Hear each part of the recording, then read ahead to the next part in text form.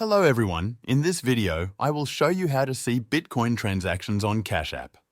Open the Cash App on your device. At the bottom of the screen, you'll see a row of icons.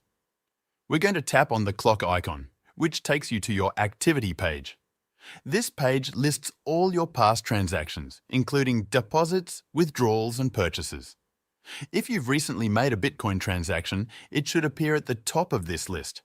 However, if it's an older transaction, you'll need to scroll down until you find it. Look specifically for transactions labeled as withdrawals. On Cash App, when you send Bitcoin out, it's categorized under withdrawals. Once you've located the correct withdrawal, tap on it to open the transaction details. Here, you'll see an option labeled Web Receipt. Tap on Web Receipt, and this will open a detailed view of your Bitcoin transaction. On this page, you'll see important information, including the transaction status, amount sent, receiving address, and more. To locate your transaction hash ID, look for a long string of letters and numbers displayed in blue under the section labeled Transaction.